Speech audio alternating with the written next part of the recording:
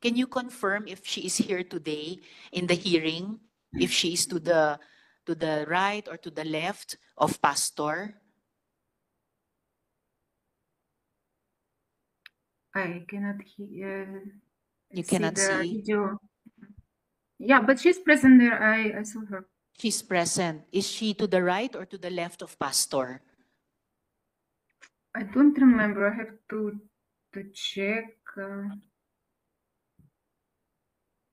You cannot see the video of the Yeah, here. she's yeah. Can you confirm where if Jack Roy is Right here? between Ate Ingrid and Aipao.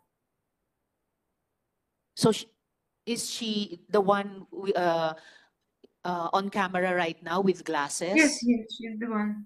So that's the Jack Roy you mentioned in your previous video. Yes. All right. Thank you, Miss Yulia.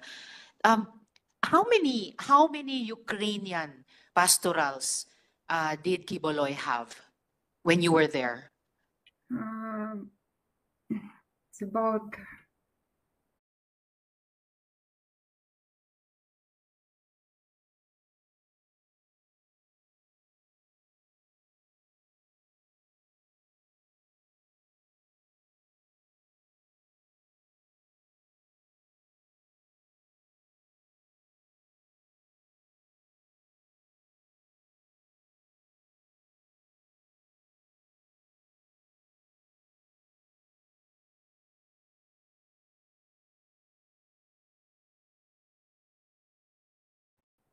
about 10, I think. 10.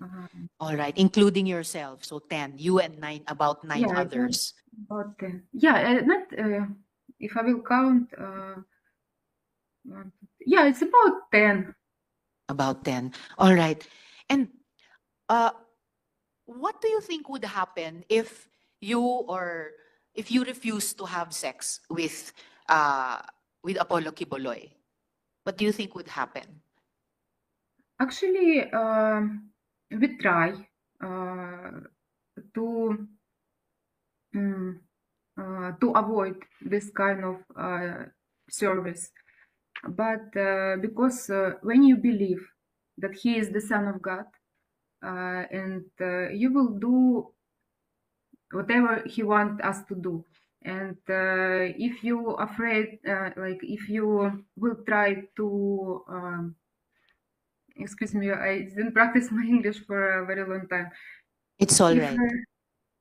if you will try to deny, they will punish you.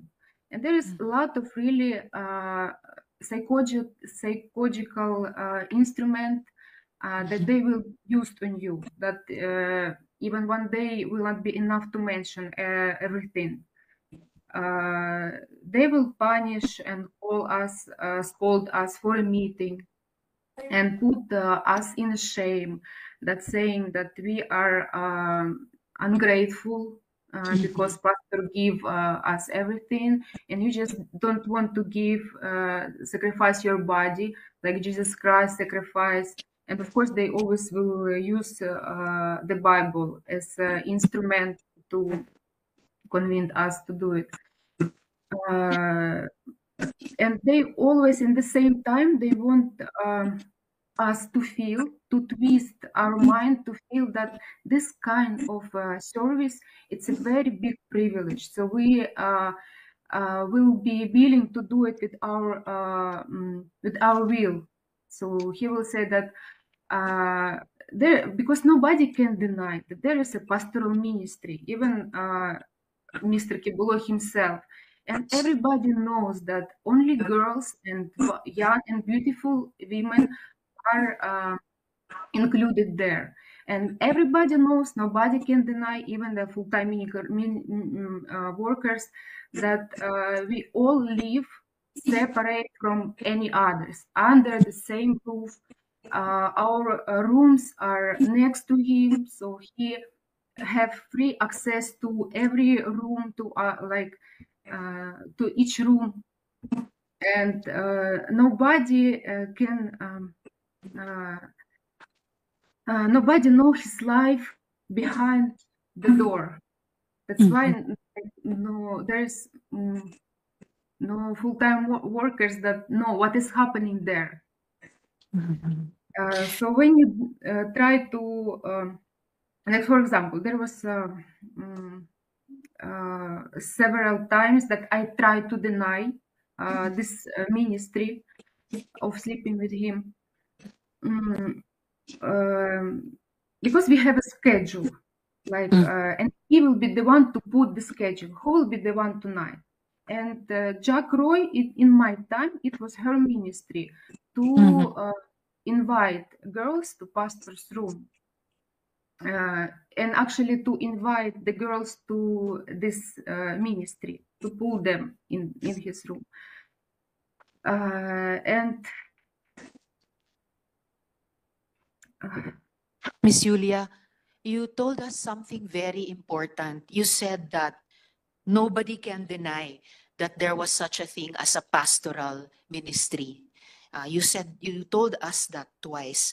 And you said that if you refused to give those kinds of service, that sexual service, as you tried to do several times, that you would be punished, including through psychological instruments. Yes, you said that they could try to twist your mind. What kind of psychological punishments and what other kinds of punishments did they impose on you if you tried to deny this kind of sexual service? Like, as I said, there was a schedule, and there is one time I tried to deny because one day he said that I will change my rule, so I will not be the one to call you. Who will be the one tonight to present yourself to me? But I want you to be voluntarily to come to the Jack and to put yourself in the list. And me and some other Ukrainian girls whom I know, we we never go and put our names in the schedule. And then, because he said, Mr. Kiboloy said that I want to see those who are really doing that willingly and who is not. And me and some other girls have a separate room in the pastoral ministry. And after he waited 1 week, 2 weeks, or about 1 month, I don't remember exactly, but there is such a time that nobody from us asked to do this ministry. And then he started to come by himself. Like, for example, he had the key of each room, and just in the middle of the night, he come to my room and have sex with me. Then, and you cannot run away. You cannot say I don't want, because if you say I don't want, he said, you didn't overcome your flesh, and if you will not obey, you will go to hell, like things like that. And other night, we have all dinner together, and I feel that by the way he look at me, I understand that this night he might come. So I didn't sleep in my room. I go in other room, and in the middle of the night, he was looking for me, and he find me in girls in the room. The girls live all together. So because in my mind, I thought that he will not come if we are many, but he come and he said, "You have 5 minutes to come back in your room, and if you will not come, you will have a problem in the morning." So different kind of instrument they used. I know there is, like, for example, other girls who said that, and also me, I use this as an instrument. Like, for example, it's the time to serve, and I will say I cannot do it because I have menstruation, and because we are mature, they didn't do these cruel things that they have done to the girls that they're younger. So Jack came to the girls and said, I want to check your panty, Mhm. if there is napkin or not. Mm. And the girls just remove their pants to prove that they're not lying. So Mhm. of course he know that we are not willing that to do it, and we are forcing that to do it, and we don't want to do it. But Yes. he likes the most girls he like. It's those who try to deny, because he said, I want you to overcome your flesh. I want you to be on the next spiritual level when flesh are nothing to you. Like for example, And after all, you said that Pastor had free access to the rooms. He even had keys to the rooms. So about the schedule that you mentioned, Miss Julia, do you mean Monday, Tuesday, Wednesday, Thursday, Friday, Saturday, Sunday? It was a young girl or a young and beautiful woman. No rest day. Every day there was somebody scheduled. yeah, there's for every night there's he never stay alone. And all the girls that were living in uh, pastoral area, they like they have this kind of ministry. Someone have just several times to experience that, and some have to do it like all the time, like almost every week.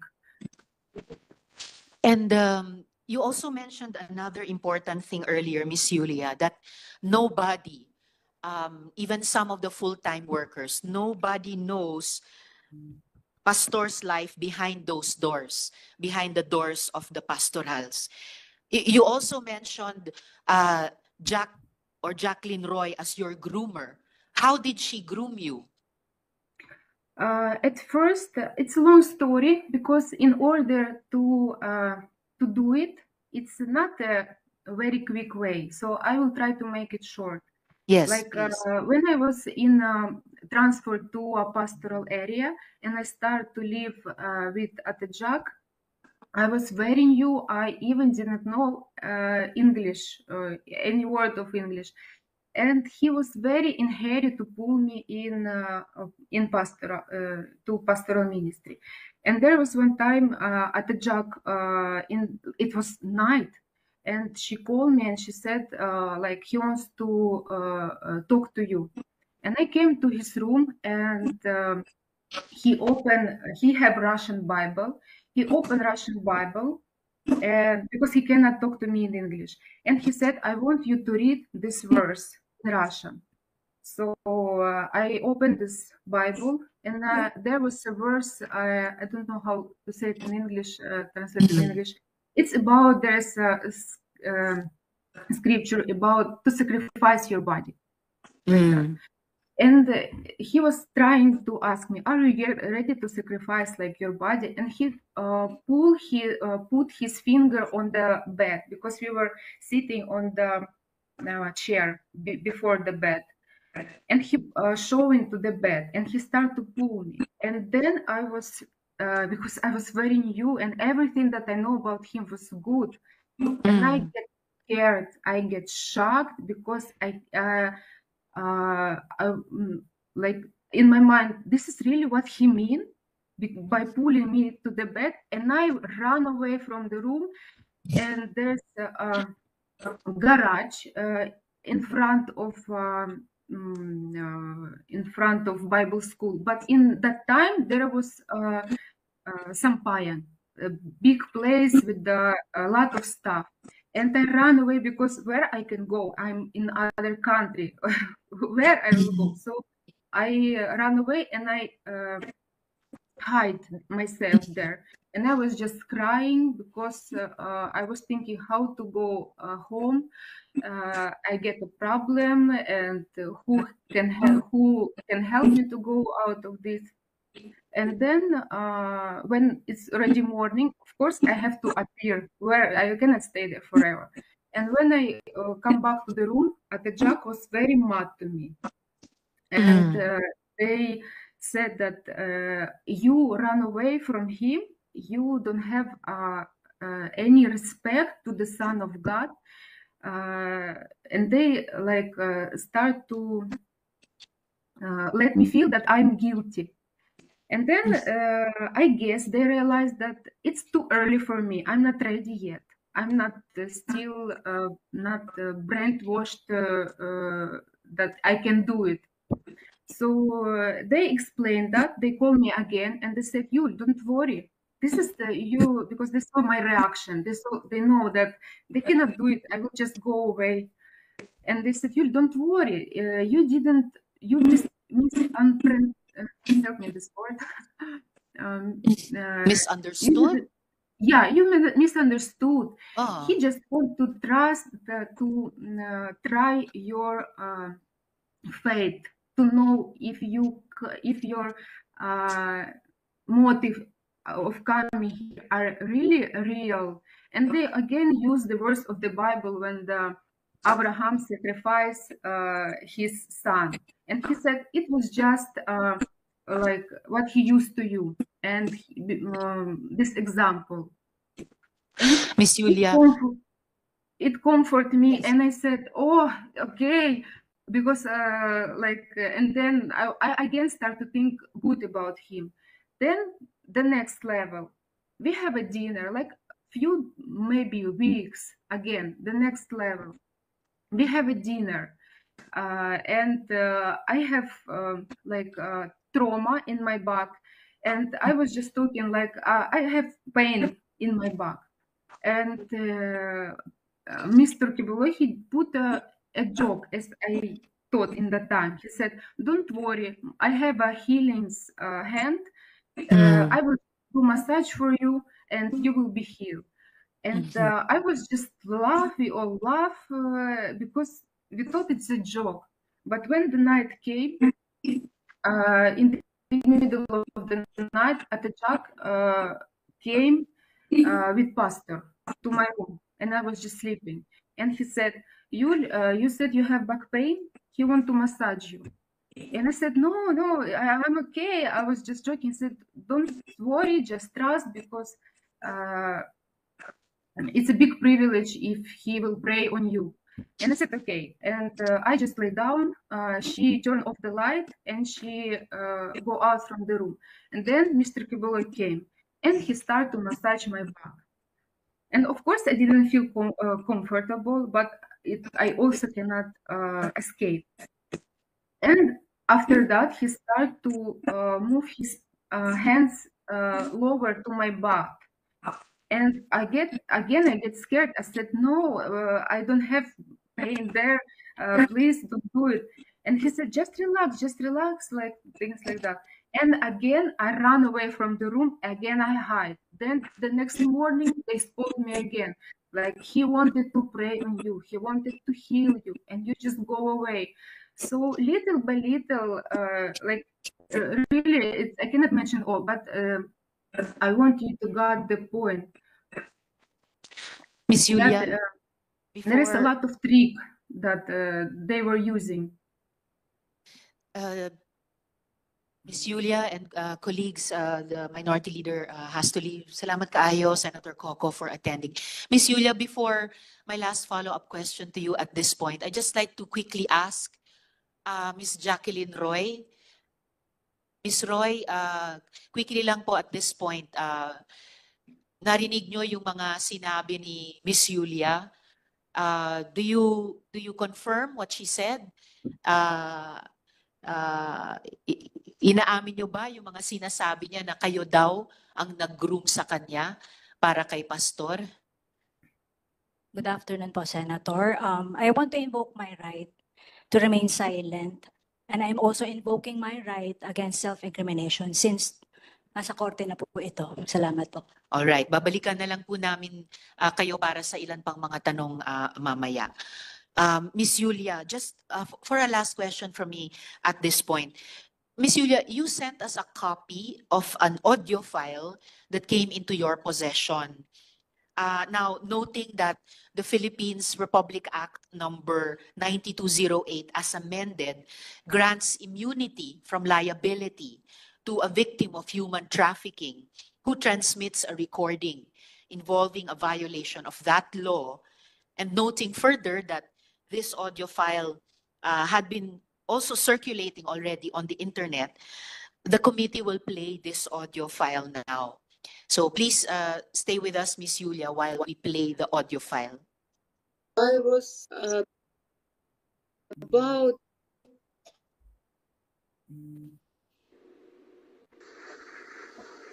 ang makagamit sa inyo ang anak lang. Walay lain, maunay kabubuto niya. Ikaw, pani, may number 1 niya.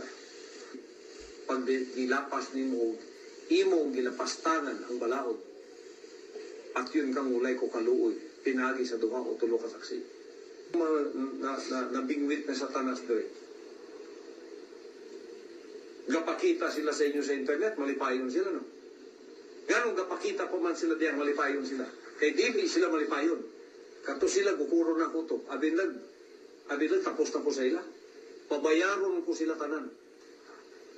Kaya naiutang sila sa ministry nako, naiutang sila sa kingdom. Bayad to sila madali, madugay. It will take 5 years, it will take 10 years. It does not matter. Basta nakatutok sa ilang angel of death. When the opportunity presents itself, patay sila.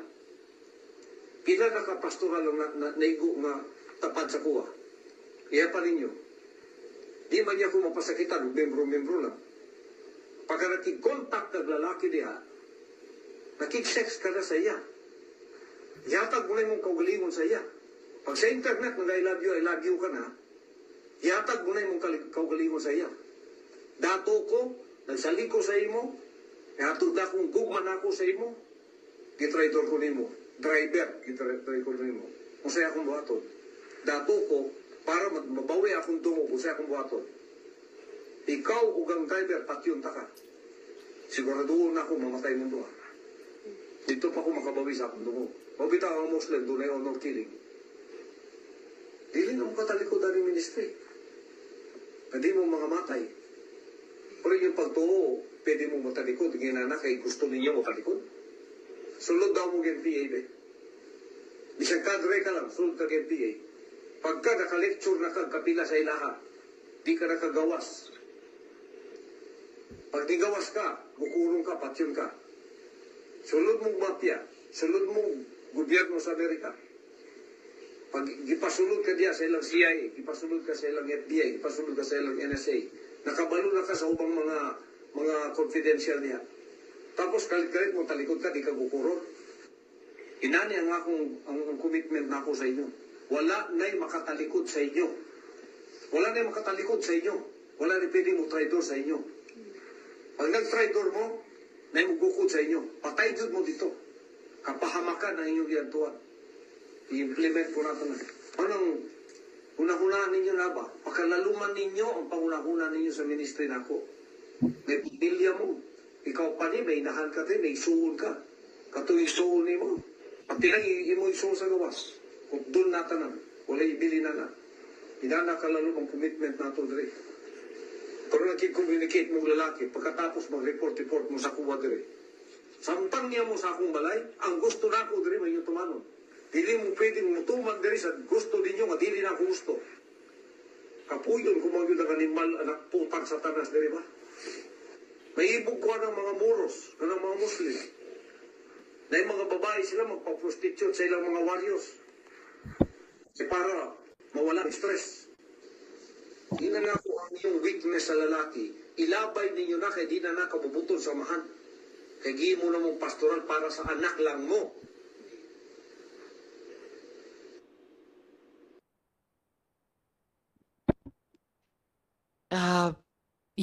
Miss Julia, before my questions to you about this audio file, Mr. Quiboloy, huwag kayong mag-alala.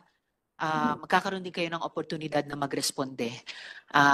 Didigin lang natin kasama lahat ng mga victim survivors testimonies muna. At bahagi din po ito ng karapatan nyo marinig yung mga akusasyon laban sa inyo bago kayo magresponde. Yulia,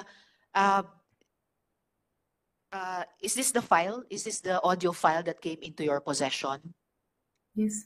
Yes. Do you recognize the voice speaking in the audio file? Yes. Whose voice is that? This is the voice of Mr. Kibuloy. Okay.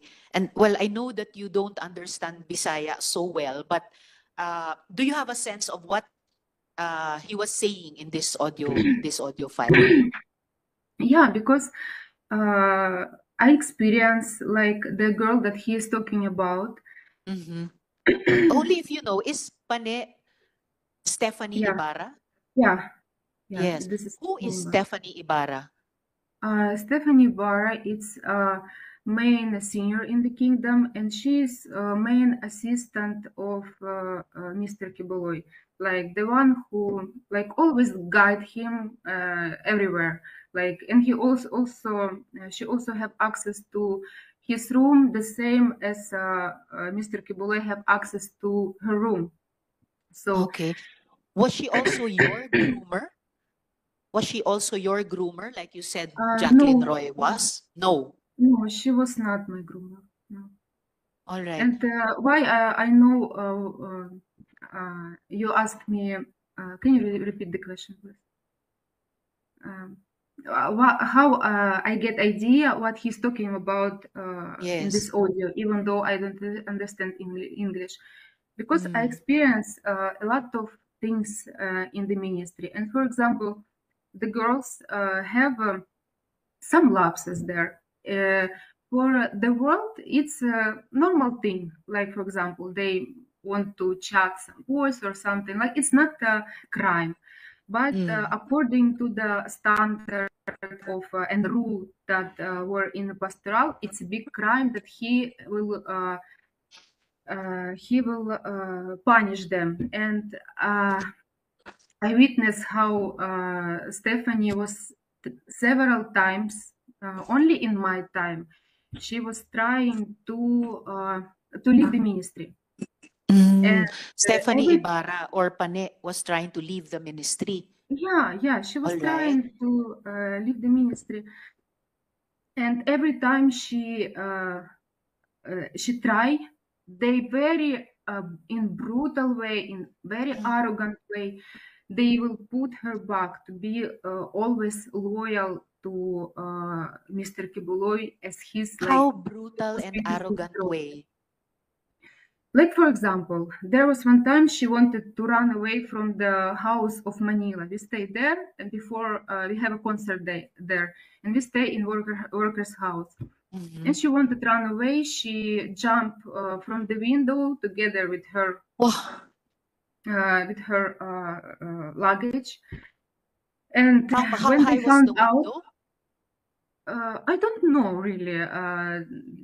But she jumped from a window to Yeah, escape. yeah. Okay. She was trying to go out because she know that in her position in the kingdom, she cannot say that, can you release me? I don't, I'm full, I'm fed up, I want to go out. She know it's not possible. Mhm. And Why wasn't it possible? because like as I said, she is like her his trophy. And he said like even to us, like, if she will leave, how I will handle the other girls, because she's like she used her as example that must be loyal, that must be single. And he like he said that if I will let you to do it, it will be like like it will bad reputation on me, because Why was she Kibuloy's trophy? because this is her position in the kingdom. Because when you are in the pastoral ministry, the main goal is to become a leader, because most of the leader in the kingdom are women. And he always said that all these girls must be a leader and must be single because we sacrificed our life through the body of Kibuloy.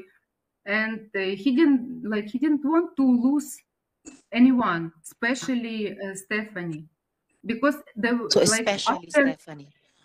and because after they left, of course they have a lot, they cannot control them anymore, and they know that anytime they can say what happened them, what they have experienced inside, because while you are inside and you know all these things that going on there, like they're If Stephanie afraid or that you, Pane as long Ibarra as you was will go able to out, you will escape, if she she was was able to escape, if Kibuloy could not control Stephanie or Pane Ibarra anymore, what would happen? Miss Julia? Yes. I don't know because uh,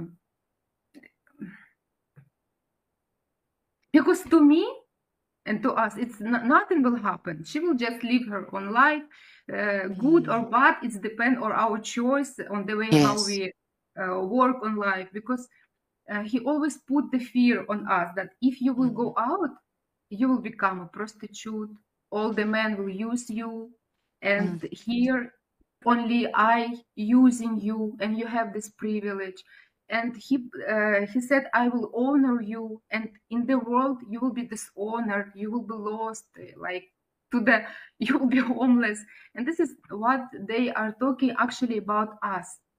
Like for example, me, I came with a sincere heart to this ministry, and I didn't have any bad record inside the kingdom, except that I fight with Mr. Kibuloy about this pastoral ministry, because for me it was hard to adjust to this rule, because most of the girls in the pastoral, they came from a broken family or came from a very young age, that don't have example in life, that don't have a father, and especially when you're young and don't have experience in life, you can plant them the thinking that this is life is normal, it's good.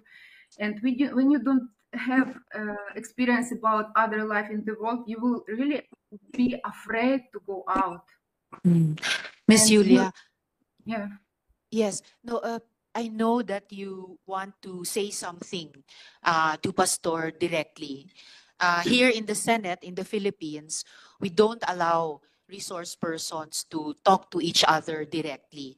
You may only address the chair. So if you want to say something directly to Kibuloy, please address it through me. For the record, please say, Madam Chair, this is what I want to say to Kibuloy, so that we can hear you and we can put your message to him on record. So please Okay. proceed.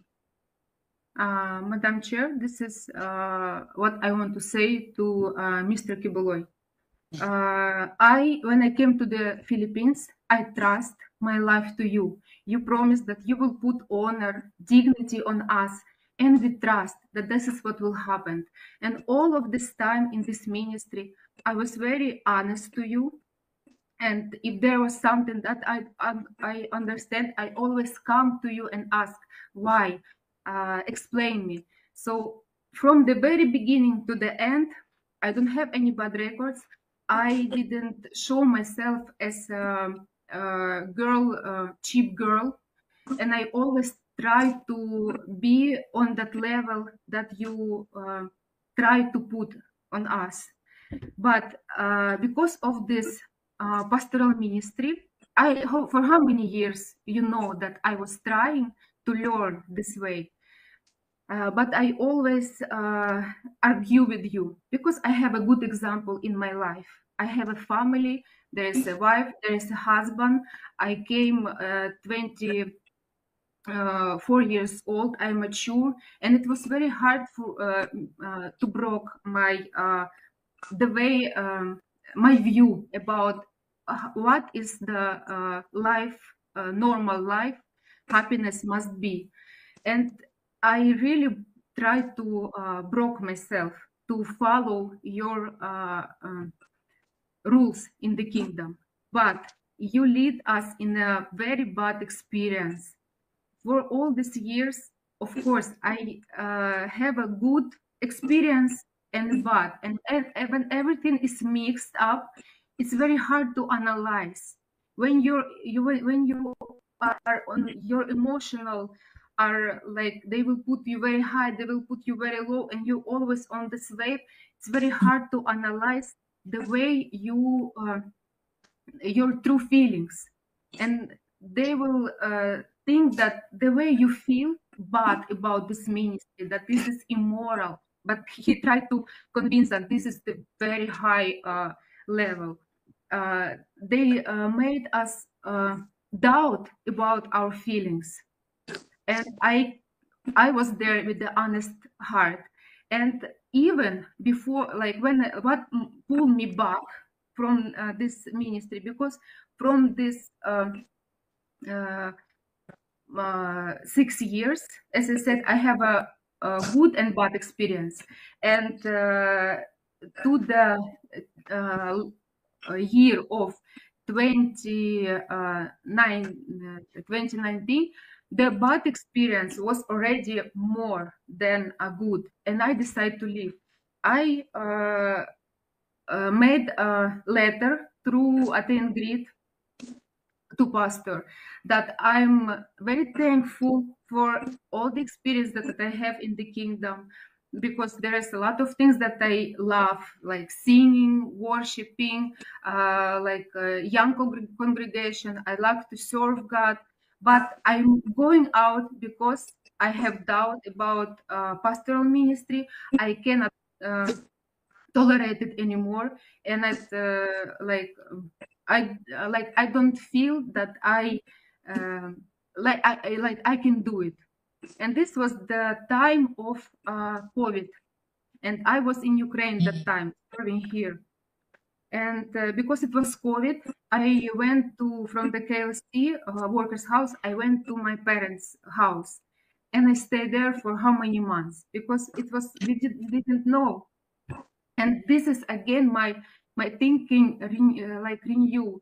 Again, I see my family. I see, and I start to. There is no one who will influence me again, and I came to life.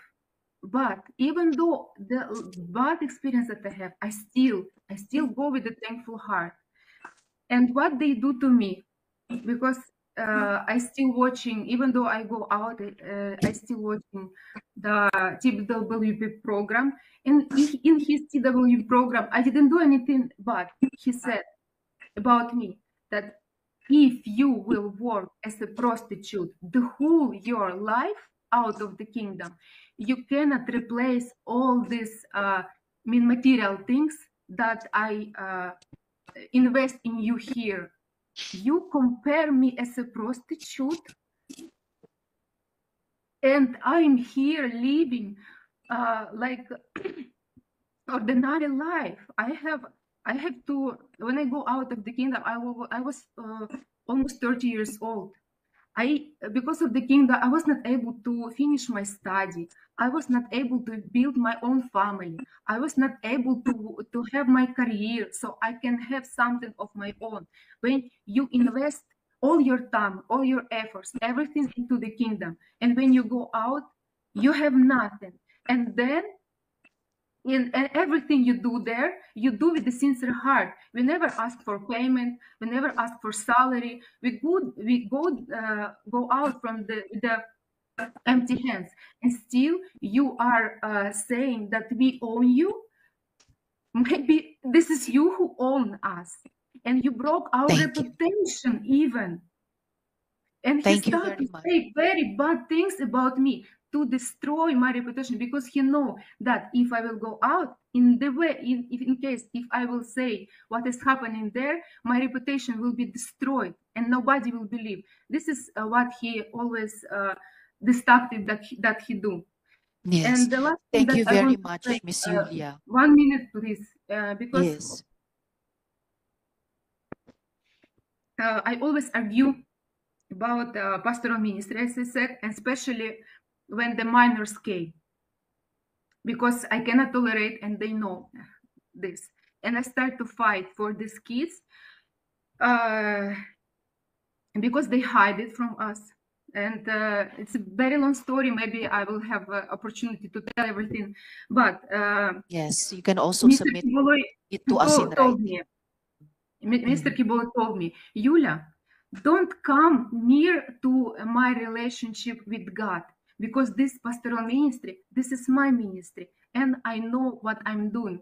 If I will have a problem with this, I will be the one to solve it. But when problem to appear, he never face it, because he wants the other.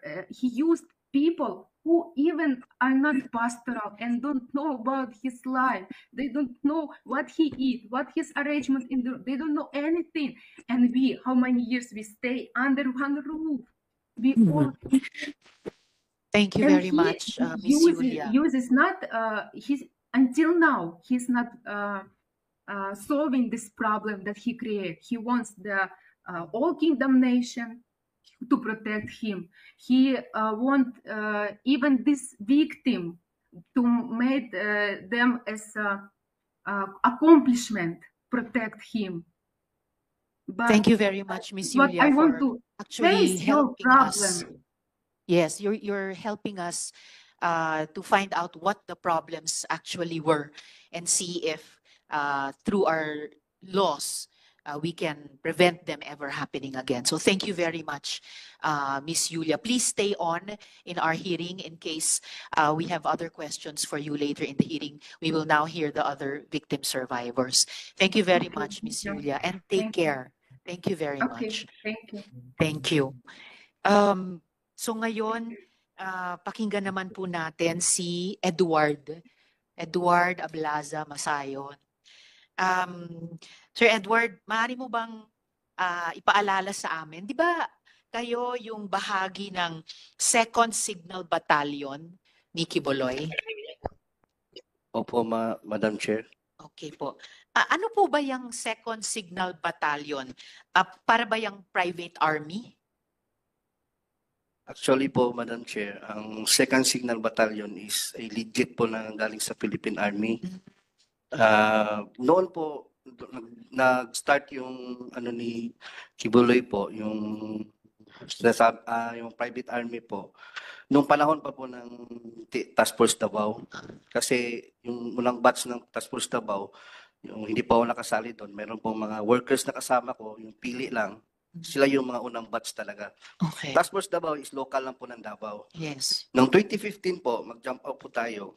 2015, na-endorse po yung Paaro dito sa Kingdom. Because Paaro is gamit na gamit po kasi national na po siya. Ano po yung Paaro? Philippine Army Affiliated Reserve Unit. Okay, Paaro. Paaro po. Under po ng 11 RCDG, at saka po yung sa ARESCOM po na yung nag-train po is 1105 Community Defense Center ng 11 RCDG. So yung Paaro nasa ilalim ng 11 RCDG po. RCDG. Ano po yung RCDG? Reserve, RCDG is Reserve Command po. Ng Philippine Army. Opo. At yung Paaro nasa ilalim ng 11th RCDG at ng nag-train po is yung sa 1105 Community Defense Center po. Nag-train. Opo, yung under po ng 1105th Opo. Community Defense Group? Group po, group. Community Defense Group. Okay po. Defense Center po. Defense Center. Okay. Bali po yung second Signal Battalion po is po yan, binubuo po yan ng buong Kingdom members o workers po. Wala pong nakasali dyan ng mga tagalabas. Hindi po kagaya ng ibang mga ng Paaro sa ibang lugar po, sa ibang tawag nito, sa ibang parte ng regional po na yung exclusive po talaga yung 2nd Signal Battalion under po ng SMNI. Oh, okay. Under ng SMNI, yung Opo. media company. Opo, media company. Pero yung po. media company ng SMNI, merong sa ilalim niya nitong 2nd Signal Battalion. Ito po yung certificate ko po, sinerex ko po. Okay. Basahin ko po yung ano Yes, talaga. please. And then pakisubmit ng kopya sa aming COMSEC. So, Ito po Edward. yung ano namin, yung sa September 7, 2015 to November 21 na training po namin. Okay. Ano po is Philippine Army Affiliate Reserve Unit, PARO, then Military Orientation Training of the 2nd Metro Davao Signal Battalion, Sunshine Media Network International. Ito po So, yung ano. ito pala ay 2nd Metro Davao Signal Opo, Battalion. Signal Battalion. Yung buong pangalan niya. Opo. Okay. Diyan ba sa 2nd Metro Davao Signal Battalion kinukuha yung tinatawag na Angels of Death? Actually po, meron po tayong ano, diyan po niya kinukuha. Yung ibig kong sabihin, yung Angel of Death po kasi, yung mga nagpumapatay po, yung mga labi na sa mga kasamahan ko, na mga worker na napatay na po. Bali, kung saan po, yung, for example, ako po, pag nakitaan ako ng loyalty, yung talagang gusto kong pakita yung faithfulness ko sa ministry, sa anak ng Diyos, bari kong gawin yun. So yung pagkaalam nyo sa Angels of Death ay pumapatay sila, pumapatay pati ng workers, pumapatay ng workers para magpakita ng loyalty kay Kibuloy. Yung Angel of Death is nabuo po yun, yung sa mga against sa kanya. Like sa pastoral po, narinig niyo po sa kanyang ano, yung na ano po ni Lulia, na papatayin yung mga pamilya niya, pag lumabas, pag marami silang alam, tapos lumabas sila, hindi na sila maaaring makalalabas sa ministry, sa poder niya. At saka maraming alam po, yung nakakaalam po sa, lalo na sa pastoral, inner circle, yung mga ganun po. At saka mayroon din pong member ng yung sa Angel of Death, yung kasama ko rin po, yung si Simon Tagnipis. Si Simon Tagnipis po kasi, siya yung pumatay kay Jarog. Kay? Jarog po. Jaruk. Opo, Jaruk. Sino po si Jaruk? Duming Jarog, hindi ako, dato po yan ng Kausayan. Kahusayan? Sityo Kausayan ng... Sityo Kahusayan. Opo, yung sa atayan, sakop atayan ng Manuel Gianga sa Davao City. Sa Davao City, Sityo Kahusayan. Nakasama ko po yan, open secret na po yan sa security department sa amin na siya yung talagang tumira kay Jarog. Ang security department, ito rin po yung 2nd Metro Davao Signal Battalion. Opo, under po ng Okay. security department yan ng Kingdom. Kasi more or less 21 department yung nasa loob ng Kingdom. May logistics, ganyan, transportation. Opo, logistics kina Mr. Resita. O, Opo. tiging kayo naman sa security, department. Okay. Ganun po yung namin set up po dyan sa loob. Okay. At nung nasa loob po kayo nitong 2nd Metro Davao Signal Battalion o yung security department, meron ba kayong nasaksihan na inabuso o meron ba kayong nasaksihan na sinaktan? Paano yung ginagawa sa kanila? At bakit sa mga balita, bakit usually sinasaktan yung mga miyembro? Maging ako po, hindi po ako exempted sa punishment. Kasi mari nilang sabihin sa akin na sa Bisaya pa, pabadlong yung matigas yung ulo. Tao rin naman po tayo nagkakamali. Lalo na yung sabihin, bawal mag-cellphone, bawal manood ng sine, bawal maglaro ng computer games. Because I was there, 15 years old pa po ako, since 1999. I started yung nag-solicit ako, nagtitinda ako ng puto, kakanin. Tsaka po, yung mga palo po na yung mga punishment po na sinasabi lalo na po sila ni Ate Gingging, yung naranasan niyang fasting, na uso po yan dati. 99, I was there in Tamayong. Kaya po, totoo po yung sinabi niya, na bawal po talaga silang kausapin. Bawal pong tulungan, bigyan ng pagkain kasi madadamay ka. Tsaka yung hindi naman po sila makakain talaga kasi yung mess hall separate. Nasa taas sila yung mess hall nasa baba. Makikita sila kung kakain. Tama yung sinabi nila, in order for them na ma-survive yung physical nila, inom ka talaga pag naliligo ka. Yun ang testimony din ng mga nakaranas din ng fasting na nakausap namin after nun. Sa akin naman po, yung paluan po, 2013, massive po yun. Na pinasuot po kami ng SS, yung orange, yung serpent seed po ang alam yung sa preso? Serpent seed? Opo. Naka-orange kami nun. Tanggap naman po namin yung time na yun kasi akala namin siya yung anak ng Diyos, yung talagang tanggapin mo yung punishment mo. Alam niyo po yung parang ang turing sa amin na yung trapo, mas may karapatan pa yung trapo kaysa sa amin. Hindi kami, kahit bata, bawal kaming kausapin, bawal kaming mag-ingay. Yung na isang beses na, tumawa kami, pinapalo kami ulit. Tawa lang po kasi mabigat kaya yung mag-ano ka ng bato. From gising kami ng 4 a.m. preparation para devotional 5 a.m. Tuloy-tuloy na yan, work job, kain, tanghalian, kain lang, 1 oras lang yung pahinga. Hanggang alas 10 ng gabi yung ano namin, trabaho, puro Mas overtime. matagal pa sa pagkakaroling atiging na 14 hours. Kayo, 4 a.m. hanggang 10 p.m. Opo, hindi pa po kasali yung devotional. 18 hours, may devotional pa. Bago matulog po, yung mga 11 na po kami makatulog, 11 or 12, ganyan. Ay, wow. Okay, so 16 hours, pwedeng umabot ang isang araw. Opo. Okay, yung mga pagpatay nung 2nd Metro Davao Signal Battalion o yung security department, si Kibuloy ba ang nag-order ng pagpatay sa mga dating KOJC members? Opo, kasi yung kay Simon po kasi, nasabi nila sa amin yan. Ito si Simon Nakausap ko si Simon. Tagnipes. Aha. Opo. Way back, ano yun? Hindi ko naalala yung mga taon na yun. Pero sabi niya na kasi may galit daw kasi si pastor doon sa yung Jaruk. Kasi yung lupa niya doon, ayaw ibenta. Jaruk. Opo. Si Jaruk at si Simon Tagnipes ay parehong tao or Hindi po, iba. magkaiba sila? Opo. So bakit kung galit si Kibuloy kay Jaruk, bakit papapatayin si Simon Tagnipes? Si Simon po kasi, nung matapos niyang patayin si Jarog, Siya ang pumatay siya kay pumatay Jaruk. talaga.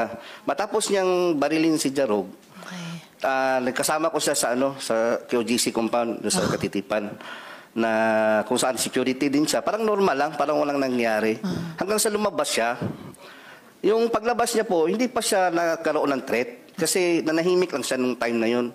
Pero di namin alam bakit few years, ilang taon na, bakit nag-live siya ng Facebook. Against na siya ngayon kay Kibuloy po. Nagdala na siyang Bible, yung against sa doktrina. Sabi ng niya, yung mga kanyang pamilya niya, pinuntahan siya doon, nilapitan upang pabalikin. Ngayon, ayaw na niya kasi sabi niya, ngipin sa ngipin, mata sa mata. Kumbaga, nakasala siya ng nakakuha siya ng buhay, nakautang siya ng buhay ng tao. Kailangan din niya, parang natanggap na niya. Yung pagpatay niya kay Jaruk. Oo, tanggap na niya na may mangyayari din sa kanya. Kaya nga, talaga siya, sabi pa kasi magkakilala kami ni Simon eh. Sabi pa nga niya, yung mga kaibigan niya, yung parinting niya talaga, yung kadugo niya. Kamag-anak. Kamag-anak niya, sabi nga niya na kung saan magdadala na siya ng Bible. Gano'n na po yung niya. Kasi parang nagsisisi po siya sa nangyari, nagawa sa kanya. Hanggang sa dumating po yung time na pinatay talaga siya. At si Kibuloy ba talaga ang nag-uutos na pumatay? Baka mga tao lang niya, di niya alam? Hindi Siya ba naman po talaga? namin, kung ako, hindi naman namin gagawin yun kung hindi inuutos mula sa taas. Sino ba kami? Magagalit lang kami sa isang worker, sa isang tao na against sa ministry, na lumabas, galit lang. Pero pag inutos na niya na gawin namin yan, gagawin po talaga namin yun. Okay. Kamusta naman yung pagtrato ni Kibuloy sa mga miyembro? Halimbawa, pag may sakit, pag may pangangailangan ang miyembro, kumusta ba? Pag may sakit po, yun lang po yung doon kasi kami, ordinary worker, dati yun, naranasan ko po nung nagkasakit ako ng pneumonia, basal pneumonia. Binibigyan lang po kami ng pamasahe, 100 piso, tapos pa-check up sa SBMC, sa public hospital, SBMC. Southern Philippines Medical Center. Hindi naman sa inaano natin, minamaliit yung SPMC.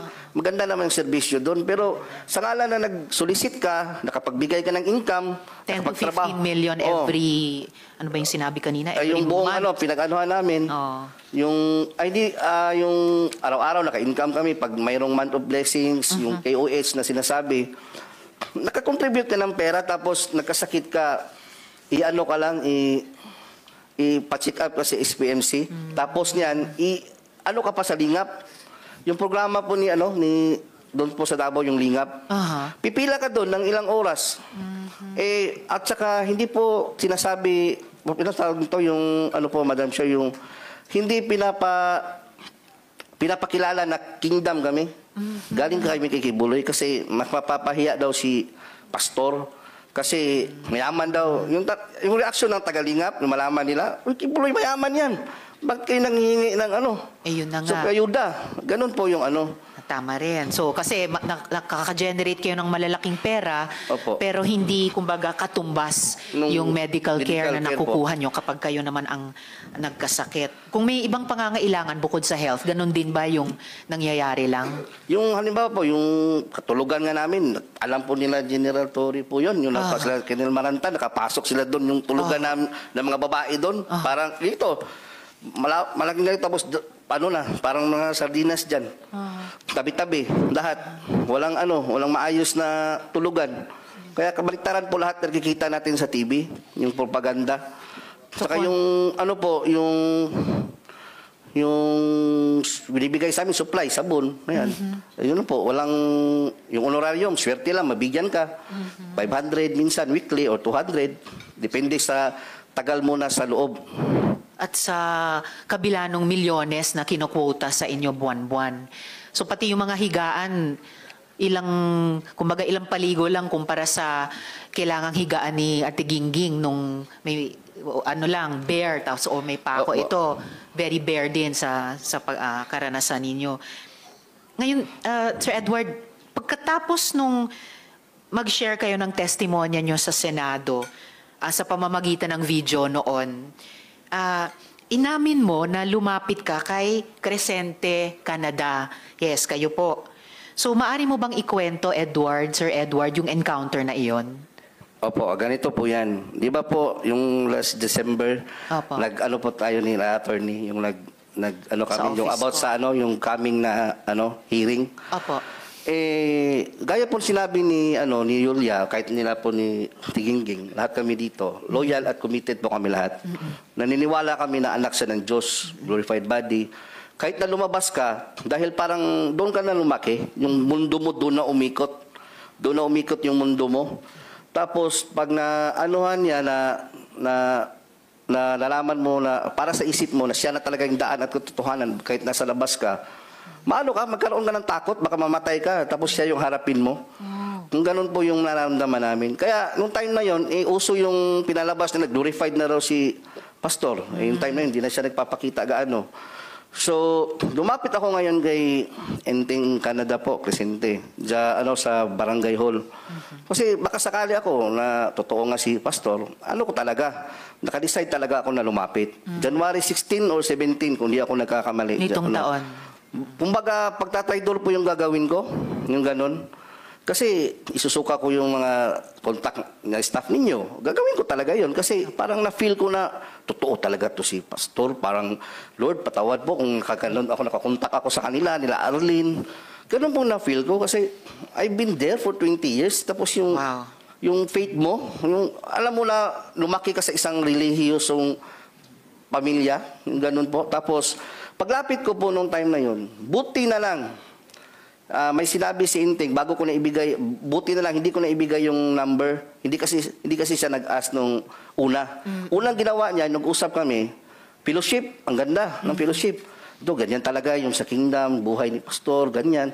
Bigla lang kalagitnaan, naiba yung usapan namin. Ba't naman kasi kayo pumupunta dyan? Ba't naman kasi kayo nag-testimony dyan? Hindi mo alam. Baka may riding in tandem na paglabas mo. Ganon. Riding in tandem. Yung bang sabi niya sa akin, baka may riding in tandem. Ano pang sinabi niya sa iyo? Tapos bukod sa Silambayon riding in daw, tandem? yung Silambayon po, yung military po na namin, yung naka-DS po kay Hibuloy, sabi niya, Silambayon, bago lang may pinatay. Anong pangalan nun? Lambayon po apelido. Lambayon. Parang Dino ata yung pagkakaalam ko. Nilo Lambayon. Dino Opo. Lambayon. So nung sinabi ni Mr. Canada yan, Enteng Canada, na isang riding in tandem lang yan, tama ba na tinanong niya sino yung kausap mo sa mga staff ko? At nung binanggit niya yung riding in tandem, kaugnay ng mga staff ko, ano yung pagkaintindi mo sa tanong na yon at sa sinabing iyon? Ang pagkakaintindi ko po, na maaari kaming ipapatay kung papatuloy namin itong ginagawa namin. Kasi pagbanggit niya na Silambayon, doon po ako na medyo na... Kasi Silambayon po kasi, kasama ko yan sa Julo na nangharas doon sa mga yung mga native doon, yung mga nakatira sa Julo. Ang mga lumad. Lumad po. Aha. Pumunta nga, yung ebidensya, marami tayong ebidensya. Yung si LJ Lindaan, yung sa JMA News, pumunta doon. Yung si dating chief ng Tibungko at Tugbok, si Alcala ba yun na pumunta din sa amin, interview. Ako yung kaharap. Yun po yung mga kasi silang bayon po kasi, nag-alias pa nga siya noon, alias Rico, tapos naka-wig siya. Alias Rico. Oo, ginamit niya doon sa Julo. Aha. And kanina nung Sir Edward, nung binabanggit nyo si Montagnipes at Jaruk, may binanggit din kayong usapin ng lupa. Ito rin ba ay kaugnay ng mga hinaras na mga lumad? Or iba Opo, pang- kasali na yun sa Julo, buong ng Tamayo. Jolong. Julo, Sitio Julo. Sitio Jolong. Opo. Okay.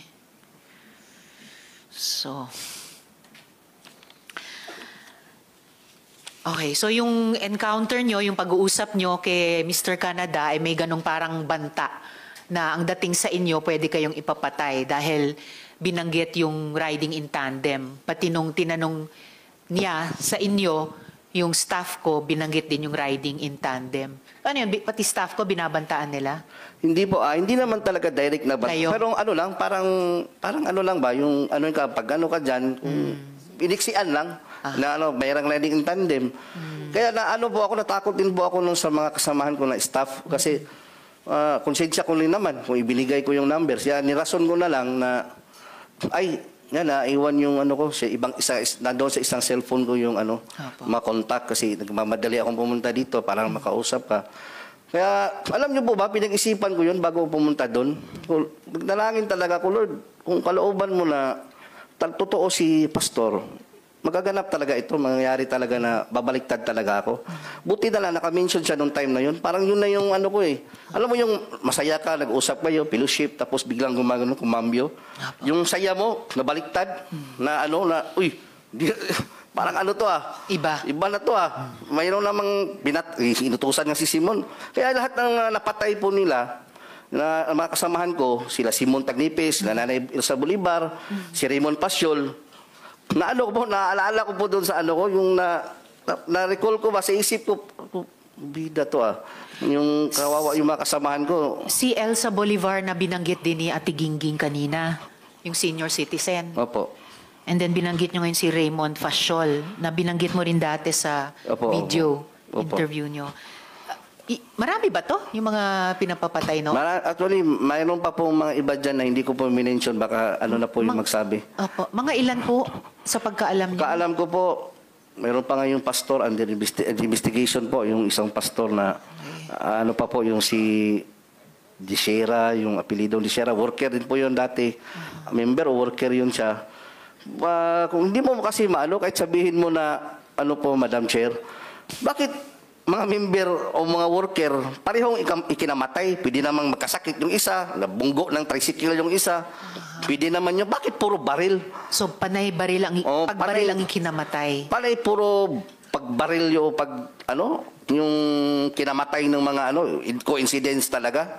Tapos, kung mag-imbestiga kayo doon sa mayroong pool guy, yung mga ganun po. Okay. So, may mga fall guys pa. Na nahuli.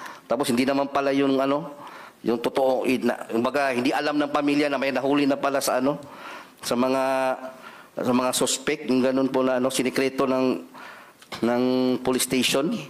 Alright. Dagan salamat, Edward. Paki-stay on para sa rest ng hearing natin. Oo. Pero magiging mas conscious pa ako sa oras dahil mga kasama, dear colleagues, signal number 2 na po sa labas. Okay. So, Sir Joar Martinet. Yes po. Madam Olimba. Chair. Opo. Okay. Salamat kayo. Sir Joar, so para lang maalala namin ulit, maaari mo bang ikwento ng maiksi kung paano ka naman naabuso? Opo, Madam Chair. Good afternoon sa lahat. By the way, ako pala si Joar Olimba and Iki alias Jerome. Ako po isang full-time worker sa under po ng Logistic Department na wala ibang ginagawa, magtinda, mag-solicit sa lahat ng Metro Manila at buong NCR. Ako po diniretso ko lang po kasi na ano ko na po ba, di ba? Opo. Yung ano na lang, nakaranas po ako ng karumal-dumal na ano, sa loob ng ano, compound ng Kingdom of Jesus Christ. Doon po sa ano, Baliches, sa Oyo, Quezon City. Ako po yung nakaranas ng karumal-dumal na self-torture po na utos po ni Pastor Kibuloy. Sa kasalanan pong nanood lang po ako ng sine at saka nagka-girlfriend na tagalabas. Ang sabi niya po sa amin, true calling po yun, hook up po ang tawag noon. Sabi niya sa amin na lahat kayo, ang gagawin nyo, iuntog nyo ang ulo nyo sa pader. Hindi kayo titigil hanggat hindi kayo hihinto. Hindi nagdurugo. Tapos po, suntok namin yung kamay namin, hindi kami titigil hanggat hindi magdurugo. Tapos, mayroon pa nga ako mga katibayan dito, Madam Chair, na sa kamay ko, may mga papati dito sa ano ko, noo ko. Then that time, meron ding nagdala sila ng ano, yung mga dinikdik na sili. Tapos, pinapalagay sa amin, sa aming mata, bibig, at buong ari namin. At pagkatapos nun, hindi namin alam kung anong mangyari sa amin. Sabi na lang sa sarili namin kasi faithful pa kami ni Kibuloy nun eh. Para sa ama to. Sabi na lang, sabi ng kasamaan ko sa isa doon, hindi na pala langit to, impyerno na pala to. Yun ang sabi ng kasamaan ko noon that time. That time, hindi pa nakontinto. Pagkatapos, after 2 weeks yata, dinala pa kami sa ano, doon sa Guadalupe. Pinatrabaho kami ng ano, walang permit. Yung building niya, yung ginagawa niya ngayong is MNI. Kami pinakauna nagtrabaho doon. Tapos binigyan lang kami ng 2 damit. Yun lang, palitan lang. Trabaho kami noon, 2 buwan yata kami nagtrabaho doon. Doon, pagtatrabaho namin, para sa ama din.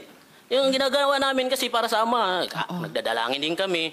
But that time, was time na ano, sa katagalan namin magtrabaho doon, naisipan namin parang hindi na yata tama to Di ba? Patatrabuhain ka na walang permit, tapos bawal kami magtrabaho ng umaga kasi bawal nga, kasi walang permit. Gabi Bawal na kami, makita. madaling araw, hanggang umaga, alas 6 kami magtrabaho. Lahat ng mga kwarto doon sa building na yun, binabar daw namin, ginagamitan namin ng hammer. Yun lang ginagawa namin. Ilang taon yun, ay ilang buwan. Kaya pagkatapos nun, naisipan namin siguro na, nag-isipan namin na tumakas na lang. Wala kaming pira nun that time, di ba? Wala kaming damit. Tudes lang, di ba? Ang ginawa namin, meron kami nakukuha ng mga ano doon, mga bakal, Madam Chair. Mga bakal, tapos meron kaming ano doon kaibigan sa labas kasi hindi kami makalabas kasi meron kaming gwardiya, 2 may mga armado Mga armalite pa yung mga baril. Wow, long arms. Naka-uniform pa na task force Davao that time yun. Task Force Davao sa Yun din, Guadalupe, sa Makati? Opo. Pag-panis din namin doon sa Oyo, meron din mga 2 armado din. May mga baril din. Hindi kami makalaban. Kaya para sa ama na lang yung ginagawa namin, yung punishment namin. Hindi ako makapaniwala yung ganun na yung punishment namin At paano mo nakumpirma na si Kibuloy mismo ang nagpapayag or nagpagawa ng ganong torture sa inyo, yung paguntog ng ulo, pagsuntok ng kamay, paglagay ng sili sa sensitibong parte siya ng po talaga katawan? nagsabi kasi that time nasa Amerika siya noon. Kapag kasi that time noon, ano yun, MOB, month of blessing niya noon Tapos lumit yata yung kita, kaya galit na galit siya. Kahit minor lang yung kasalanan namin, yun na yung for the first, hindi kami kapaniwala, yun yung sinabi niya na bakit ganun yung punishment namin. Kasi kadalasan yung punishment namin, yung sinasabi natin, yung fasting lang, or palo sa puwit, di ba? Hindi, naisip namin para naman to fraternity, di ba? Pag ganun. That time, tinawag kami lahat, pinaakyat kami sa taas. Lahat ng may mga kasalanan, Madam Chair, pinaharap doon sa altar. Tapos tumawag si Kibuloy through calling, hook up, tapos yung cellphone tawag siya, tapos kinukonek sa speaker para marinig namin lahat. Tapos binabanggit nila yung lahat ng mga kasalanan namin isa-isa. May naglalaro lang ng Dota. Ang sa akin noon, nanligaw lang ako tapos nanood ng sine. Samantala sila, nanonood pala sila ng sine sa Amerika everyday. Di ba? Sabi ni Ate Gingging.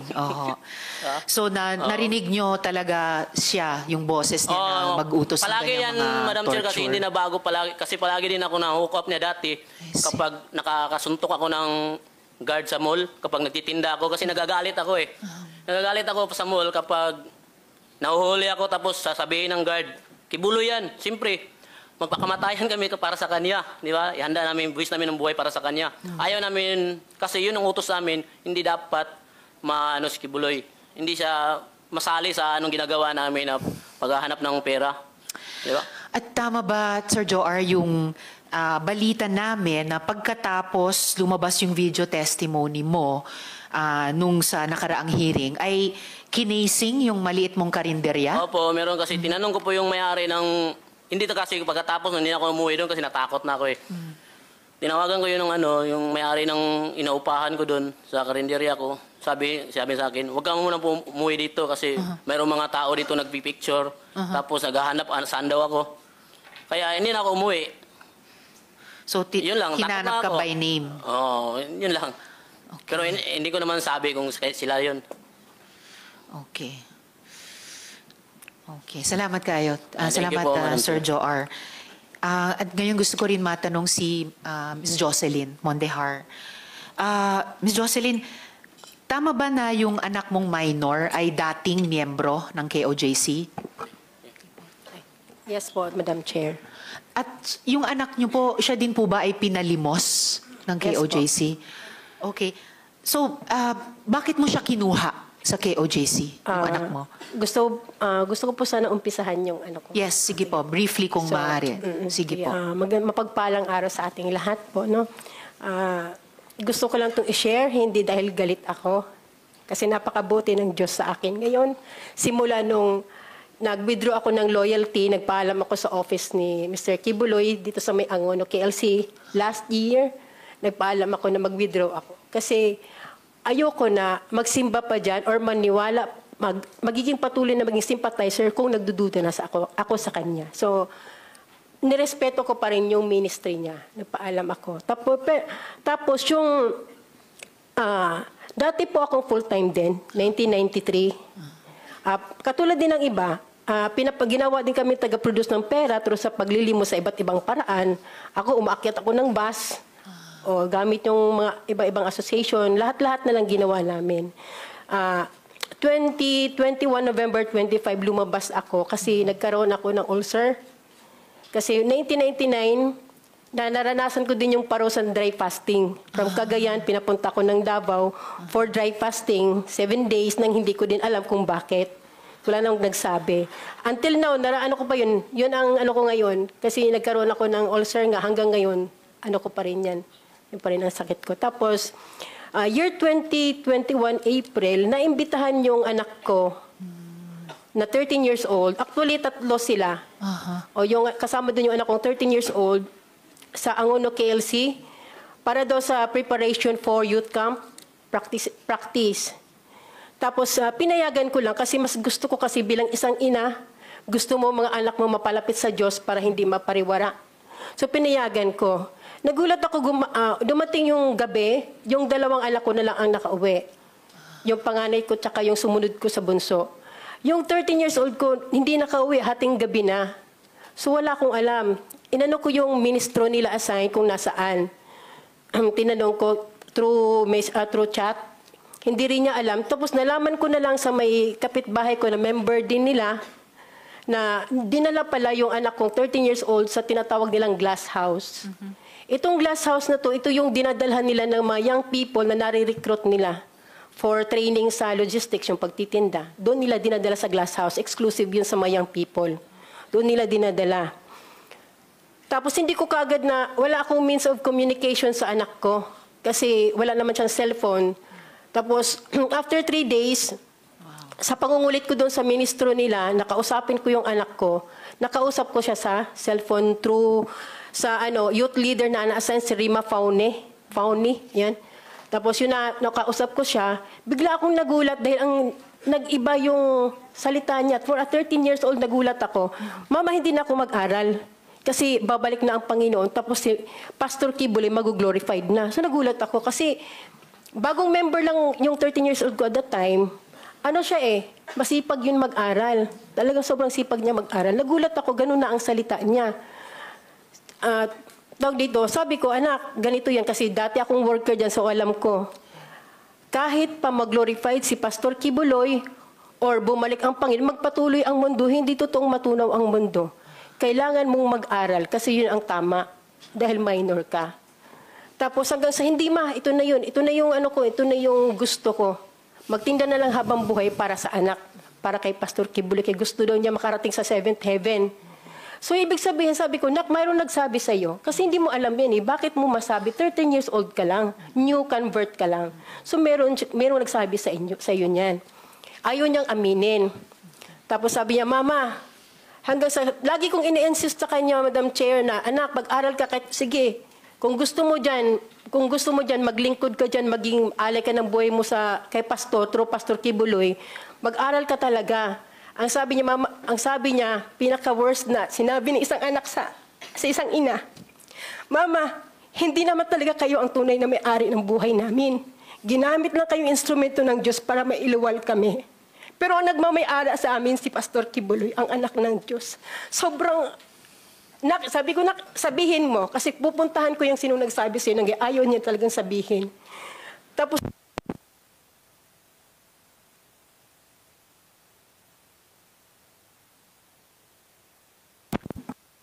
Ayun, okay na. Actually, Miss Jocelyn, talagang, sa puntong yan talagang napakasakit marinig at nakakabahala sa isang ina. Pero baka senyales din ito na kailangan din natin pagkatapos nyo ngayon marinig si Mr. Kibuloy at marinig sina General Torre bago lalong sumama yung panahon. So kung maaari ko kayong pasalamatan sa punto pong ito, pero kung mayroong pang mga tanong mamaya please stay on. Pwedeng last na inanong ko na lang Sige po, Ms. Jocelyn. Kasi dito po nagpatuloy na siya doon, tapos dahil sa ano ko na ipag-aralin siya, dito ang pinakamalaking problema, dahil pineke nila yung pag-aaral ng anak ko. Kinuha nila yung report card, previous report card ng anak ko ng grade 8, tapos PSD, kunyari in-enroll nila. Pero sa isip ko bilang isang ina, paano ang isang bata nakakapag-aral ng mula umaga hanggang gabi, madaling araw, nagtitinda ng otap? Di ba hindi hindi dapat? Paano makapag-aral isang bata? 13 years old lang yung anak ko. May sakit pa siya sa baga kasi mahina ang baga noon. Lagi kong sinasabihin may sakit sa baga ang anak ko. Tapos ma'am, nung time na sinasabi nila na ini-insist ng youth leader na nag-aaral yan te. Ito yung Rima Fauni. Opo. Pati yung dalawa yan sila, si Carla Guillermo. Oo. Okay. Tapos ma'am, nagpatulong ako sa teacher niya dati, grade 7. Ma'am, pakitrace kung talagang ba na-enroll ang anak ko. So, sabi ng teacher niya, ma'am, kahit saang school, wala siyang makitang pangalan ng anak mo naka-enroll. Pero sinabi niya naka-enroll. Tapos nung time na nalaman ko yun, ma'am, pinagpursige ako. Sabi ko, pupuntahan ko yung hideout nyo kasama ang DSWD at DepEd. May kausap na ako. Siguro sa takot nila mamang iskandalo, hinatid nila yung anak ko sa bahay. Ay, so pagdating mabuhay ma'am pagdating nun sa amin na, to make the story short, nakauwi ang anak ko dahil siguro napilitan sila. Pag-enroll ko ma'am ng grade 9, sinubukan ko i-enroll ulit sa grade 9. Kahit sinasabi nila na na-enroll sa grade 9, sinubukan kong i-enroll sa grade 9 para makita ko kung anong reaksyon ng bata. Kasi kung totoo nag-aral siya, niya ako, Mama, hindi. Kasi na-enroll na ako doon, nag-aral ako. Wala siyang kahit anong reaksyon, ma'am. So na-confirm ko na hindi talaga siya nag-aral. Okay. Tapos Salamat, isa pa, Ms. ma'am, Jocelyn. pinatanong ko po sa teacher, pina-interview ko, ma'am, siya sa teacher. Kung nag-aral ka, sino ang teacher mo, kung online man, o sino ang principal mo sa JMC. Ma'am, Jose wala po Maria siyang College. alam. Okay. Wala po siyang alam. Okay. Maraming salamat, Miss Jocelyn, at talagang mabuhay kayo sa pagkuha, yung matagumpay na pagkuha nyo sa anak ninyo. And salamat din sa pagbanggit sa DSW at DepEd dahil mamaya may itatanong din tayong kahit mabilis sa kanila dun sa pag-rehabilitate ng mga bata na kinuha na ng magulang o ng gobyerno sa KOJC kaugnay ng moving forward natin mula sa itong napakarami at matitinding problemang naiimbestigahan natin dito. Maraming salamat, Ms. Jocelyn. Paki-stay on sa hearing natin in case may iba pang mga kaugnay na tanong. Maraming salamat. Salamat po. So ngayon po, dadako na po ako kay Apollo Kibuloy. So, Mr. Kibuloy, bibigyan ko po kayo ng pagkakataon na magresponde sa mga akusasyong ito. at marami po sila. Pero unang tanong po, ilan ang miyembro ng KOJC? Salamat po, Madam Chair, sa pagkakataong ito na makaharap ko ang lahat ng mga nandirito at narinig ko ang kanilang mga testimonya.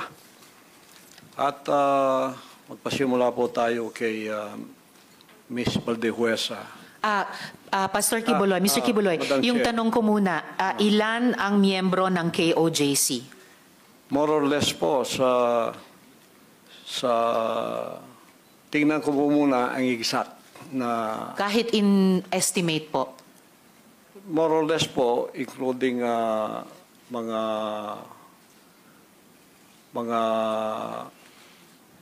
partners, yung ibig sabihin ng partners, yung hindi pa membro, pero covenant partner na sila, mga more or less 7 million. So kasama, so miyembro plus covenant partners, mga 7 million Oo. sa inyong pagkabilang. Okay, sa mga follow-up question ko po, dun sa mga testimonya na ng mga victim survivors, sinexually abuse nyo ba ang mga babae at mga menor de edad? At Wala ginamit nyo ba ang relihiyon para i-sexually abuse Wala sila? pong katotohanan yung kanilang mga sinabi. Kung meron po silang mga charges na criminal laban sa akin, malaya po silang mag-file ng kaso at doon ko haharapin at sasagutin sa tamang forum sa korte ng ating lupa tulad ng kinakaharap namin ngayon. And actually, on that matter and for the record, may at least isa sa victim survivors na dati nang naghain ng kaso sa inyo dun sa Davao, kaya lang dinismiss. Kaya inappeal nila sa Department of Justice. Yun naman pong mga testimonya ni na Ms. Valdehuesa at ni Julia, tinatanggi nyo ba ang mga testimonyang iyon? Tinatanggi ko po, wala pong mga katotohanan yung kanilang mga sinasabi, kundi sa aking paningin ay kabaligtaran. Ngunit hinahamon ko po silang mag-file ng kaso sapagkat ito'y mga kriminal na mga allegations. At ito ay para maging fair, ay maghain po sila ng mag-file sila ng kaso laban sa akin o kanino mang kanilang gustong mag-file laban sa mga kingdom na leaders or members because we are under the law of the Republic. Tulad po kay Masayon, yung kanyang sinabi. Pastor, i-interrupt ko muna kayo doon dahil Oo. tinatanong ko muna yung mga Yes. testimonya ni na Ms. Valdehuesa at ni Sorry Julia. Sorry po. Pinalimos niyo po ba yung mga bata para i-sustain ang operasyon ng KOJC at Wala. para tustusan ang inyong Wala lifestyle? po kaming mga palisiya na magpalimos ang bata. O Pero magpalim- walang polisiya man, pinalimos niyo ba sila? Hindi po. Wala pong katotohanan yun. Okay. Yung mga adults po, Ganun din po. pinalimos nyo ba sila or pinayagan nyo ba silang maglimos para sa operasyon Hindi po. at lifestyle Wala ng pong KOJC? polisiyang ganon ang kingdom na magpalimos. Wala mang polisiya pero pinalimos nyo ba sila, Hindi yung po. mga adults? Hindi po. Wala pong katotohanan yun. Alright. Pinayagan nyo ba yung pang-aabuso at pag-torture sa mga miyembro nyo? Hindi Halimbawa yung parusang dry fast? Hindi rin po polisiya ng kingdom ang batas ng pagparusa ng tao ay ipapasting para mamatay. Napansin ko po, lagi kayong nagre-refer sa polisiya, pero ang tinatanong ko po ay yung practice. Practice. So, pinaabuso nyo ba, pinatotorture nyo ba yung mga miyembro nyo? Pinapa-dry fast nyo ba sila? Sa freedom of religion po natin, meron tayong separation of church and state. At tulad ng sinabi ko, yung fasting ay voluntary kung tatanggapin mo. Hindi po ipinipilit. Alright. Kayo ba yung nakaisip nung modus na piliting magpakasal yung mga miyembro nyo na hindi naman magkarelasyon para manatili sila sa ibang bansa? Sino pong nakaisip nun, nung modus na yon? Because this is under the investigation already, I invoke my right to remain silent on this issue. Alright. Quickly lang po kay Ate Gingging, Yung dry fast po ba, voluntary ba ito? No, for sure. No. All right. Salamat It po. was an instruction. Instruction. So, hindi siya voluntaryo, instruction or utos siya. All right. Salamat po. Mr. Kibuloy, boses niyo ba yung nasa audio file kanina, yung binaba